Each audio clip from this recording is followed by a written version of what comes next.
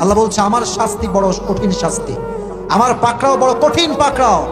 আমি আল্লাহ কাউরে ধরি না, ধরলে কিন্তু ছাড়ি না। আমাদের দেশে অনেক লোক এখন খুব বাড়াবাড়ি করতেছে, সময় থাকতে শুধরে যান। যারা ইসলামকে নিয়ে বাড়াবাড়ি করেছে তারা একটাও ক্ষমতার মসলা টিকতে পারে না, এটা কেনা বলা যুবক ভাই। এক টাকলা বলেছিল ইসলাম নাকি রাখবে না, ওরে আল্লাহ 14 গোষ্ঠ নির্বংশ করে দিয়েছে। এক নর্তকী সারা জীবন নর্তকীগিরি করে সংসদে গিয়ে ইসলামের বিরুদ্ধে কথা বলে, হুজুরের বিরুদ্ধে কথা বলে। আমাদের কথা একটা, তুমি আলেমদেরকে অসম্মান করবা, আল্লাহ তোমাকে ইজ্জত ছাড়া করে ছাড়াবে, ঠিক কিনা বলো যুবক ভাই? তোমার কিচ্ছু জীবনে টিকবে না। এই জন্য যুবক ভাইয়ারা যে অবস্থায় আছেন, be grateful in every kind of situation. যা আছে জীবনে তাতেই আমরা খুশি, বাট হ্যাঁ, নিজের জীবনটাকে পরিবর্তন করার চেষ্টা করতে হবে। অনেক যুবকের জীবন দেখবেন শুরুই হয় ফজরের নামাজ ছাড়া। ঘুম থেকে উঠে 12টার সময় প্রথমে উঠেই মেসেজ সিন করে গার্লফ্রেন্ডের, প্রথমেই বলে যে জান গুড মর্নিং। ওদিকে এশারের নামাজ পড়ে নাই, এদিকে ফজরের নামাজ পড়ে নাই। আর আমার কাছে সবচাইতে বেশি কষ্ট লাগে এই জন্য, যেই মেয়েটার জন্য তুমি আজকে নামাজ বাদ দিয়ে সময় নষ্ট করছো, জীবন নষ্ট করছো, মাথায় রাখবা আজকালকার মেয়েরা যেমন ভদ্র তেমন চালাকও বটে। তুমি তোমার ক্যারিয়ার বাদ দিয়ে মেয়েদের সঙ্গে প্রেম করবা, টাঙ্কি মারবা, আর মেয়েরা তোমাকে খুব নমন করে বিয়ে করবে, এটা কিন্তু হবে না। দেখবা মেয়ে কিন্তু বিয়ের সময় যার টাকা আছে তাকেই কিন্তু মেয়েটা বিয়ে করবে, তোমাকে কিন্তু বিয়ে করবে না। এই জন্য আমি বারবার বলি, ফোকাস অন ইউর ক্যারিয়ার, নিজের জীবনকে সুন্দর করো যুবক ভাইয়ারা। আর মাথায় রাখবা একটা কথা আমি প্রায় বলি, ওয়াক্ত হামেশা এক नहीं होता, ওয়াক্ত কবি বদলতা है, কবি अच्छा भी होता है, कभी बुरा भी होता है। সময় সব সময় একরকম থাকে না। একটা কথা মনে পড়ে গেছে, বলবো সবাইকে। আপনার জেলার নাম কি? পাবনা। পাবনার সাথিয়া। আমি আমার জীবনে একটা ছোট্ট কথা আপনারা শুনলে অনেক খুশি হবেন। আমার জীবনের প্রথম প্রোগ্রাম আমি যখন দাওয়াত পাই, মানে একজন অ্যাজ এ লেকচারার দাওয়াত পাই, এটার প্রথম প্রোগ্রাম ছিল পাবনাতে। আমার ক্যারিয়ার শুরু হয়েছে পাবনার থেকে। ইট হ্যাজ বিন 3 ইয়ার্স, 3 বছর আগের কথা। একটু কথা বলি, আমার আগে সুবহানাল্লাহ না পড়ে কথাগুলো বুঝবেন। আমি 3 বছর আগে পাবনাতে এসেছিলাম। আমি বুঝাই যে সময় কখন ভালো হয়, সময় কখন খারাপ হয়। তো আমি ছিলাম সেই মাহফিলের 3য় বক্তা। কয় নাম্বার বক্তা? 3rd lecturer. আমার এখনো খুব ভালো করে মনে আছে, আমার একজন সম্পর্কে খালু হয়, তিনি কোনো মতে লাইন কানেকশন করে বলেছে আমার একজন এরকম আছে পরিচিত, ছেলেটা খুব ভালো কথাবার্তা বলতে পারে, মাঝে মাঝে ইংরেজিও বলতে পারে, ওকে দাওয়াত দেন আপনারা। তো কমিটি বলছে না না, এই দাওয়াত দরকার নাই, ফেমাস না, কোনো ভিউ নাই, এই নাই সেই নাই। পরে উনি আমাকে রিকোয়েস্ট করে দাওয়াত দিয়ে নিয়ে আসছে। আমি ছিলাম 3য় বক্তা। তা আমাকে কেন নিয়ে আসছে এই নিয়ে প্রধান বক্তা খুব রাগ। এই কই থেকে এই বক্তা নিয়ে আসছে, 2য় বক্তা নিয়ে আসবে ভালো কথা, 3য় বক্তা কেন নিয়ে আসছে? খুব রাগ আমার উপরে তারা। The time has totally changed now. সময় এখন পরিবর্তন হয়েছে। এখন আল্লাহ আমাকে সবচেয়ে উত্তম সময় দান করেছে, ঠিক কিনা বলেন? সময় সবসময় একরকম থাকে না যুবক ভাইয়ার। আজকের যে জিরো কালকে সে হিরো হতে পারে। But you have to try your best. তোমাকে সর্বোচ্চ ট্রাই করতে হবে, আর ট্রাই করতে থাকতে হবে। জব হচ্ছে না, ট্রাই করতে থাকো। বিজনেস সফল হচ্ছে না, কিপ ট্রাই, করতে থাকো।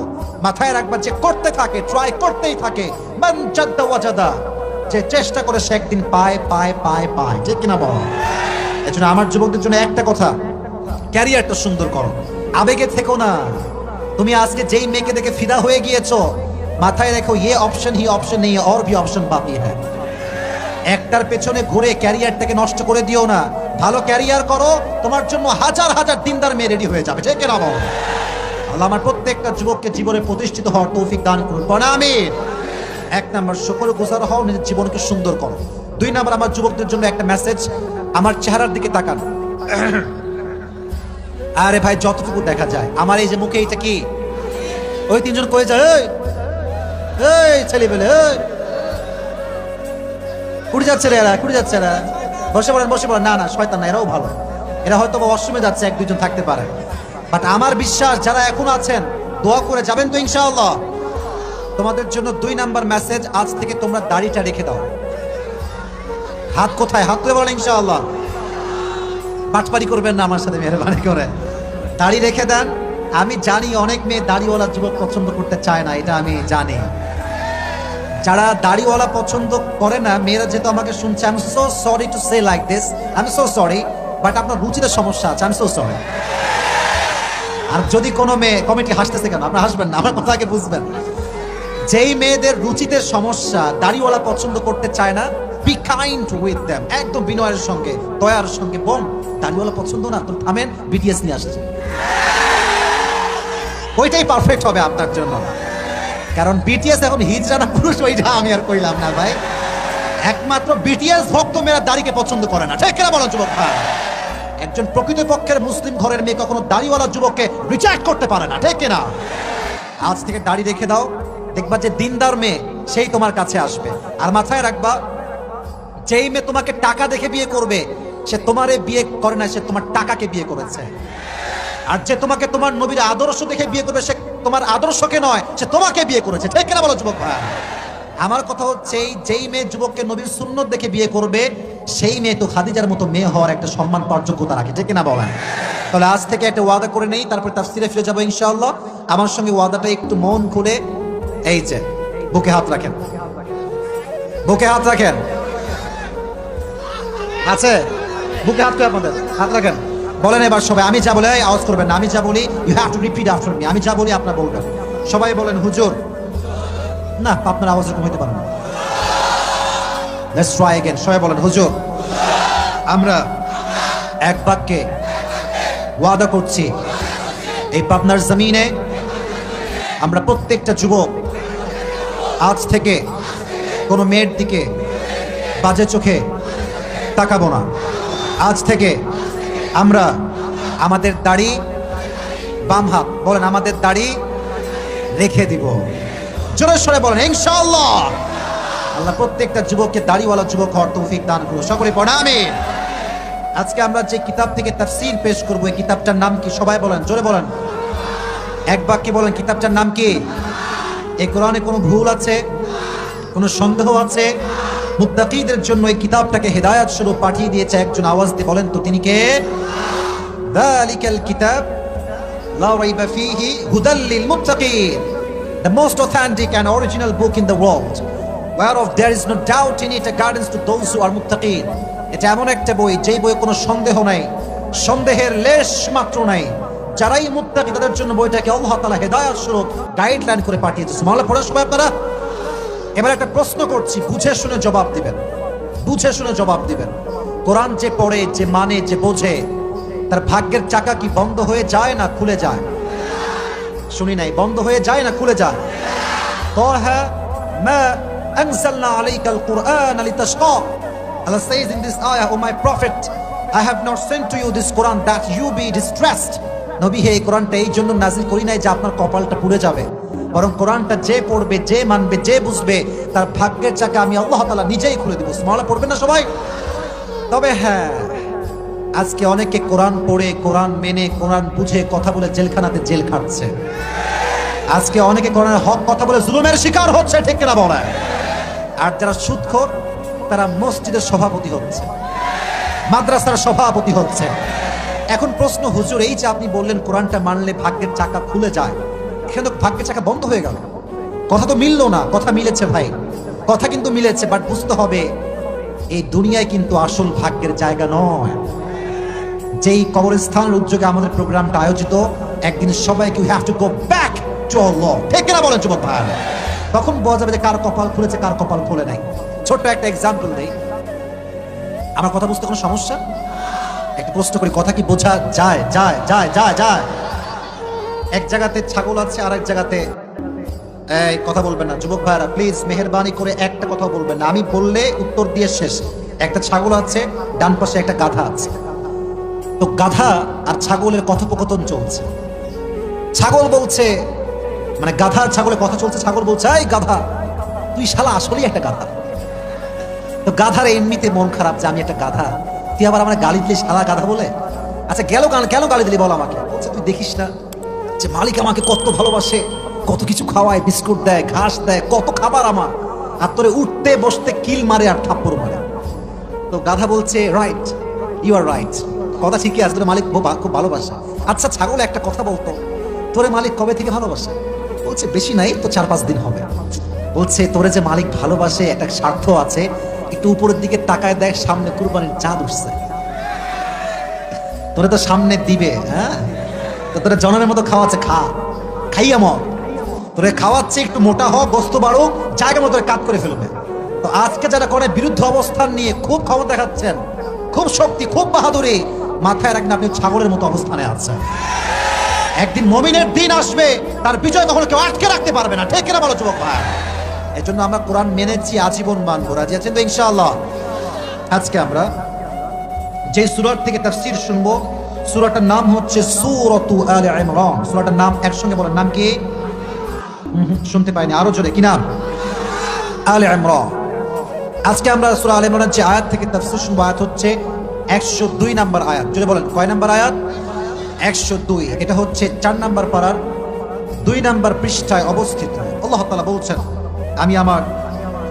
আমি নগণ্য অধম গোলাম, আল্লাহ কোরআন থেকে কিছু কথা বলা শুরু করছি, একটু মনোযোগ দিয়ে শুনবেন। আল্লাহ তাআলা বলছেন, ইয়া আইয়ুহাল্লাযীনা আমানুত্তাকুল্লাহা হাক্কা তুকাতিহি ওয়া লা তামুতুন্না ইল্লা ওয়া আনতুম মুসলিমুন।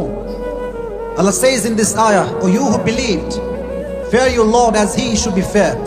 And the second message is, وَلَا تَمُوتُنَّ إِلَّا وَأَنْتُمْ مُسْلِمُونَ. Don't die except as a Muslim. দুইটা মেসেজ আল্লাহ এই আয়াতে দিয়েছে। এক, ওহে বিশ্বাসীরা, আল্লাহকে ভয় করলেই চলবে না, ভয় করার মতো ভয় করতে হবে, 1 নাম্বার। 2 নাম্বার মেসেজ, যেহেতু একদিন মরতেই হবে, কুল্লু নাফসিন যায়িকাতুল মাউত, everybody in this world has to take the test of death. প্রতিটা মানুষকে মৃত্যুর স্বাদ যেহেতু গ্রহণ করতে হবে, আল্লাহ বলছেন don't die expect as a Muslim. প্রকৃতপক্ষের মুসলমান না হয়ে কবরে আসা যাবে না। সুবহানাল্লাহ পড়বেন না আপনার সবাই? তাহলে এবার আমাকে হাত তুলে বলেন, কয়টা মেসেজ?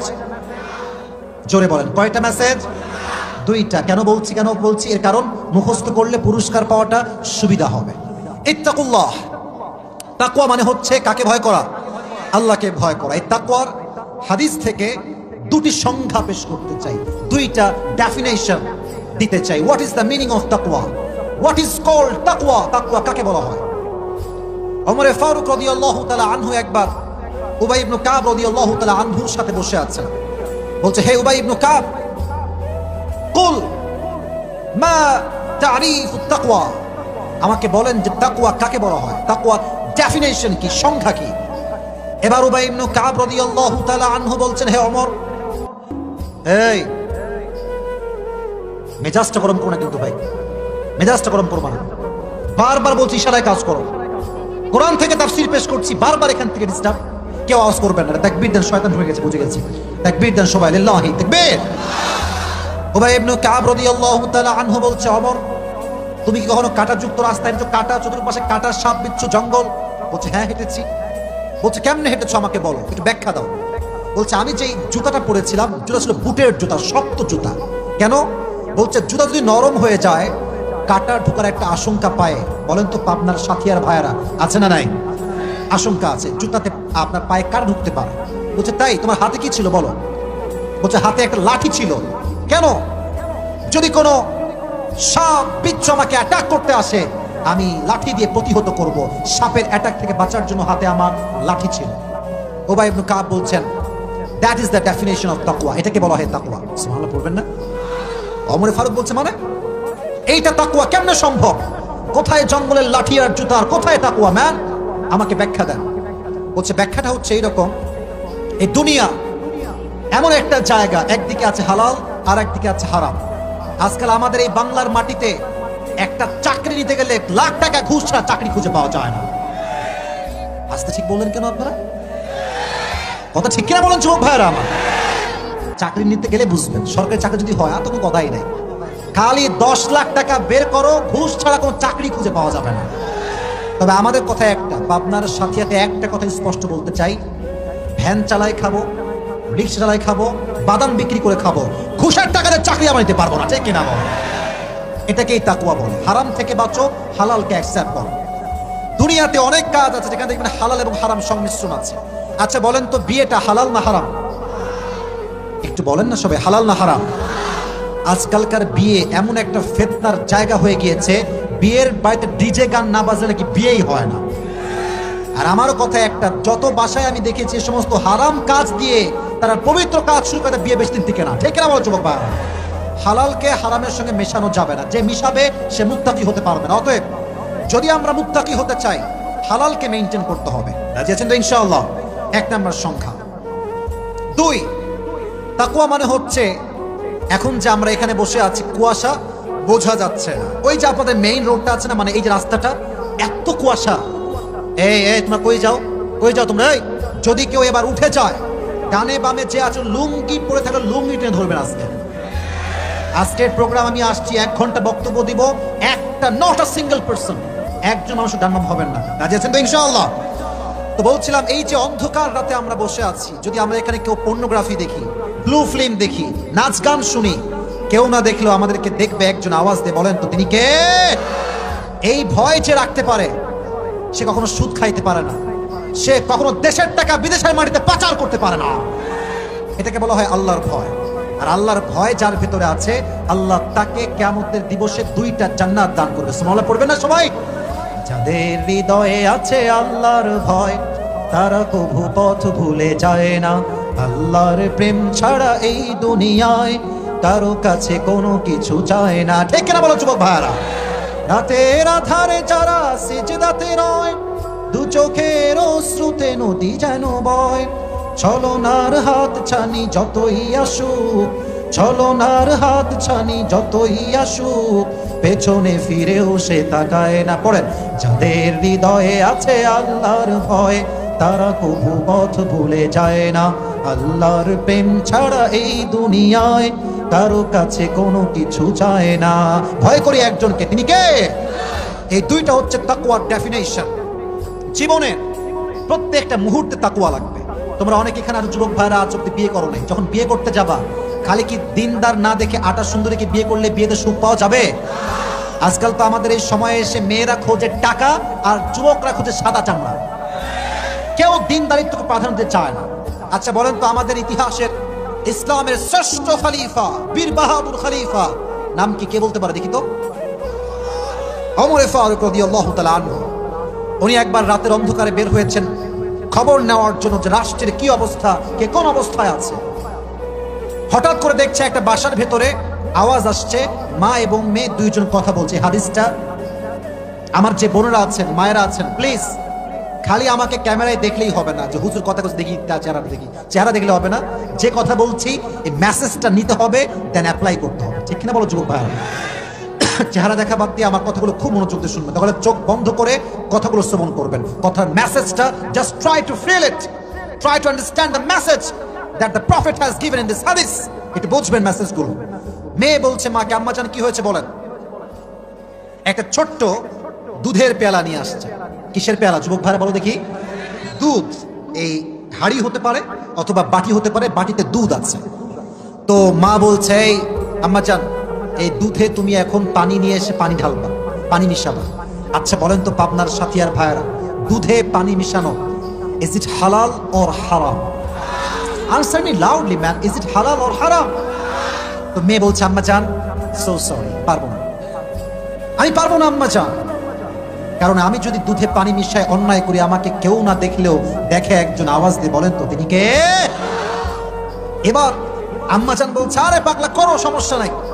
তো মেয়ে বলছে, আচ্ছা আম্মা জান, আপনি কি জানেন যে ওমর এদেশের রাষ্ট্রের নিয়মে ফরমান জারি করেছে, এদেশের কোন প্রজা দুধের সঙ্গে পানি মিশাতে পারবে না, আপনি জানেন না আম্মা জান?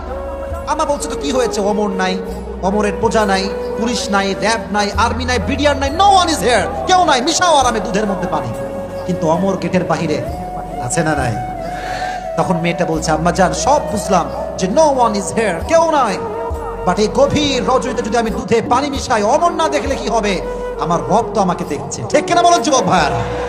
এই কথা শুনে ওমর হি ওয়াজ শকড, অবাক হচ্ছে, ছোট্ট একজন যুবতী মেয়ের মাঝে এই পরিমাণ তাকওয়া।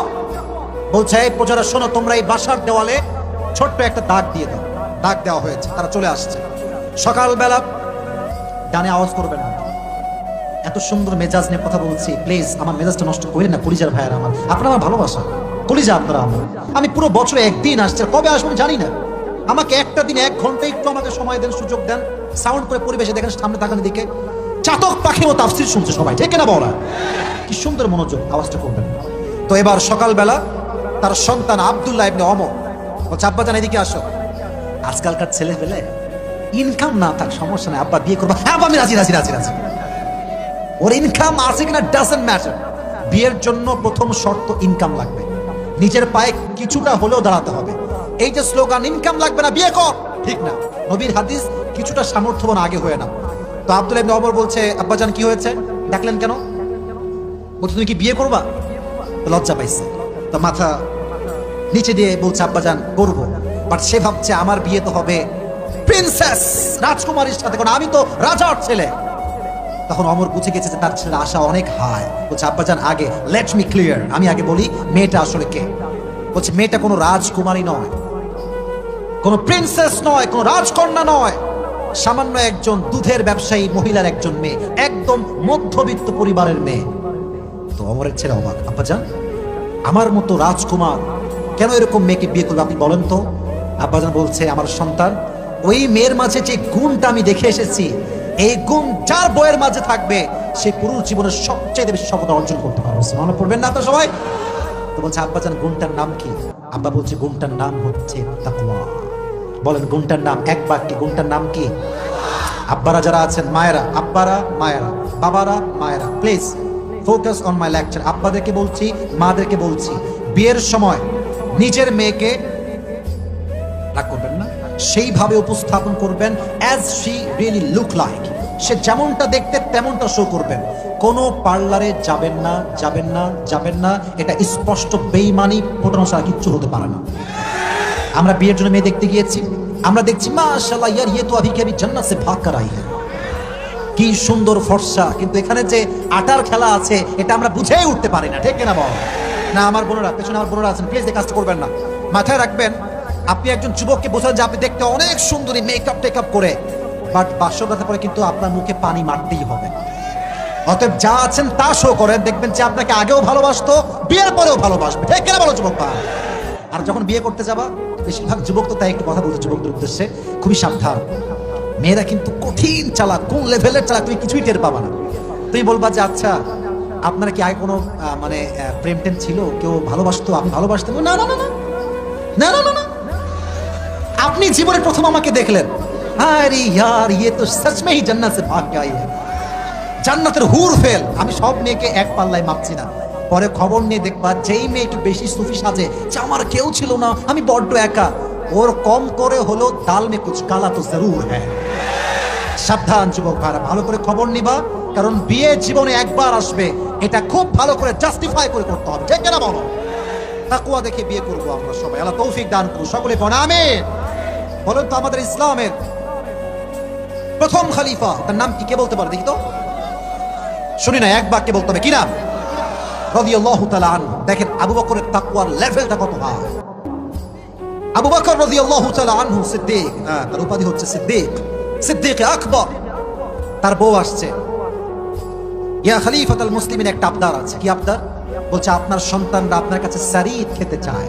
সারিদ হচ্ছে the most expensive food in Arabic world, সবচেয়ে দামি খাবারের নাম হচ্ছে সারিদ। আমাদের দেশে মুরগির গোস্তের দাম বেশি না গরুর গোস্তের দাম বেশি?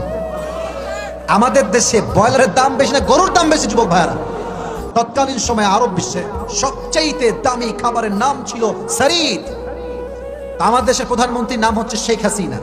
যদি ওনাকে কেউ বলে, ওনার ছেলে যে আম্মা জান আমি গরুর গোস্ত খাবো, তো প্রাইম মিনিস্টার যদি বলে যে আমার কাছে টাকা পয়সা নাই গরুর গোস্ত কেনার, এটা কি কোনো জনগণ বিশ্বাস করতে পারবে যুবক ভাইরা?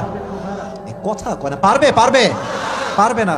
কিন্তু আবু বকর কি বলছে দেখেন, বলছে আই এম সো সরি, আমি যে সারিদ কিনে খাওয়াবো 2 পয়সা আমার কাছে নাই, মাফ চাই, কিচ্ছু নয় আমার কাছে। তো তার বউ বলছে, হে আমার প্রিয় স্বামী, রাষ্ট্রের কোষাগারে কোটি কোটি টাকা আছে, নিয়ে আসুন কয়েক টাকা আমাদের জন্য। বলছে কত বড় সাহস তোমার, কি বললা তুমি এটা?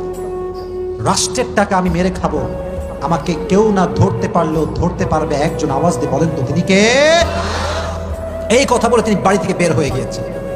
দীর্ঘ 3 মাস পরের কথা, দীর্ঘ 3 মাস পরে তার বিবি তার সামনে একটা প্লেট নিয়ে আসে, প্লেট আছে সারিদ, কয়েক টুকরা সারিদ রাখা আছে, বলছে এই নেন খান আপনি সারিদ করুন।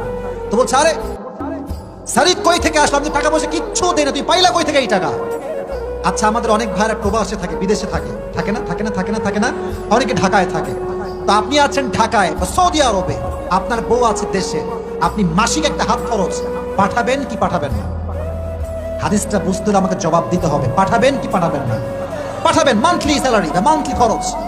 তো বলছে আপনি যে আমাকে প্রত্যেক মাসে হাত খরচ দেন, ওই টাকা থেকে সামান্য টাকা বাঁচিয়ে বাঁচিয়ে বাঁচিয়ে বাঁচিয়ে দীর্ঘ 3 মাস পরে আমি আমার সন্তানদের আবদার রাখার জন্য কয়েক টুকরা শাড়ি কিনেছি। আমি 1 পয়সা কারো থেকে মেরে খাই নাই। পড়বেন না আপনারা? নেন একটু খান, আপনি নেন। দিয়েছে, মুখে নিয়ে কিছু টুকরা, একদম সামান্য, লিটল বিট একদম নিয়ে খাইছে। খেয়ে সোজা দৌড় সংসদ ভবনে গিয়ে রাষ্ট্রের প্রজা, মন্ত্রী, এমপি, মেয়র, সংসদ সদস্য সবাইকে ডেকেছে একটা জরুরি তলবে। বলছে ভাইয়েরা আমার, আপনারা আমাকে যে বেতন দেন, এই মাস থেকে আপনারা আমার বেতনটা কমিয়ে দিবেন। সব বলছে কি রে, বেতন কমবে কেন? কি হয়েছে খলিফাতুল মুসলিম, বলুন আমাদেরকে আপনি, কি হয়েছে আপনার? বলছে আমার আজকে প্রমাণ হয়ে গিয়েছে যে বেতন আমি পাই এর চাইতে কম বেতনে আমার সংসার চলা সম্ভব। তো সব যুবক তো আর একরকম হয় না। কিছু যুবকের ঘাড় দেখবেন টেরা, সবাই যায় ডান দিকে, ও যায় বাম দিকে। আছে না না যুবক ভাইরা? বলো, তোমার বন্ধুকে দেখলেই বুঝবা, বন্ধুকে দেখলেই বুঝবা ঘাড় তেরা, ঠেটা খাইসটা, কিচ্ছু বোঝে না, কি যে বোঝে না তাও বোঝে না। কথা ঠিক কিনা বলো যুবক ভাইরা আমার? তো একজন যুবক দাঁড়িয়ে গেছে মাঝখান থেকে, বলছে ইয়া আমিরুল মুসলিমিন, একটা অবজেকশন, একটা অভিযোগ আছে। সবাই তো অবাক, কিরে সাহস কি? অবজেকশন নিয়ে আসছে, কত বড় সাহস! অবজেকশনটা কি তুমি বলো আমাকে। বলছে আপনি তো আমাদেরই প্রধানমন্ত্রী, রাখেন না টাকা, বেতন হোক না বেশি, আপনি তো আমাদের কাজ করছেন, থাক না টাকাগুলো আপনার কাছে। উনি বলছেন আমি তোমাদের টাকা মেরে খাবো, আমি একটা কথা বিশ্বাস করি, আমার এই জিনিসগুলো কেউ না দেখলো দেখবে একজন, আওয়াজ দিয়ে বলেন তো তিনি কে? 1 টাকাও নিতে পারবো না। সামান্য কয়েকটা দিনারের ব্যাপার। আর আমাদের দেশে কয়েক টাকা নয়, টাকা দেওয়া হয়েছে গরিবদেরকে বাড়ি বানিয়ে দাও, লাগবে লোহা, লাগবে রড, দিয়েছে বাঁশ। পিচ ঢালাও করো, রোড বানাও, এমন পিচ দিয়েছে মাটির মতো, কাদা মাটির মতো, এমনি ঠেলা মারলে সব উঠে যায়। তার মানে বোঝা যায় দেশের উন্নয়নের জন্য টাকা আসে ঠিকই, বাট টাকাগুলো এর হাত থেকে ওর হাতে, ওর হাত থেকে ওর হাতে, জনগণ কিচ্ছু খুঁজে পায় না। ঠিক কিনা বলো? তাকওয়া থাকলে এই দেশের উন্নতি কেউ আটকায় রাখতে পারতো না। তাকওয়া নাই বিধায় এই দেশে আজকে চোর বাটপাররা ঘুরে বেড়াচ্ছে, আলেমরা জেলখানায় বন্দী হয়ে আছে। ঠিক কিনা বলো? তাকওয়া লাগবে যুবক ভাই। আর একটা ছোট্ট হাদিস বলি, তবে হাদিসটা বলার আগে একটু আমার look at my right hand, এই যে এইদিকে তাকান, দেখা যায় আমাকে, দেখা যায় যুবক ভাইরা? এই যে look at my right hand, এই যে আমি পড়ে আছি, এটা কি পাঞ্জাবি না জুব্বা? হাদিসটা বোঝাবার স্বার্থে এক্সাম্পলটা দিচ্ছি। এটা কি পাঞ্জাবি না জুব্বা? জুব্বা। পাঞ্জাবি দেখবেন পাবনার সাথিয়ার ভাইরা হয় এই পর্যন্ত হয় শর্ট, অথবা নিচে যায়, এটা বলা হয় কি পাঞ্জাবি? লং পাঞ্জাবি। আর জুব্বা যেটা হয় দেখবেন একদম টাকনু বরাবর, লম্বা, দুই পাশে গোল, দিস ইজ কল্ড জুব্বা। তো আমি যেটা বলছি হচ্ছে জুব্বা। তো ওমরে ফারুক দাঁড়িয়ে খুতবা দিচ্ছেন মেম্বারে, লম্বা মানুষ, বিশাল লম্বা মানুষ, কিন্তু যে জুব্বাটা পড়ে আছে, জুব্বাটা একটু ঝুলে লম্বা হয়ে গিয়েছে। তো একজন যুবক খুতবার মাঝখানে দাঁড়িয়ে বলছে, ওমর কি খবর, তুমি কি রাষ্ট্রের টাকা মেরে খেয়েছো? নজরুল্লাহ পড়বেন না আপনারা? আচ্ছা, ওমর কি রাষ্ট্রের 1 পয়সা মেরে খেতে পারে? বুঝি নাই। পারে পারে পারে পারে পারে কোনোদিনও পারে না। তো দেখেন প্রধানমন্ত্রীকে কি কথা, তুমি কি রাষ্ট্রের টাকা মেরে খেয়েছো? প্রধানমন্ত্রীর রিয়াকশন কি? জাস্ট একটা মুচকি হাসি। সুবহানাল্লাহ পড়বেন না আপনারা সবাই? আর আমাদের দেশে প্রধানমন্ত্রী, আর ইয়ে তো বহুত দূর কি বাত হ্যায়, কয়েকটা দেখবেন চামচা আছে, পাতি নেতা আছে, এরা যখন বাইক নিয়ে টান মারে মনে হয় পুরো রাস্তার বাপের কেনা রাস্তা। ঠিক কিনা বলে? ভাবে বাঁচে না, আর বলে তুই আমাকে চিনিস? একটা ডায়লগ, তুই আমাকে চিনিস? আমি কোন নেতার ছেলে? তোর বাপ কে চিনি, তুই কে, তোর পরিচয় কি? তোর পরিচয় কি রে?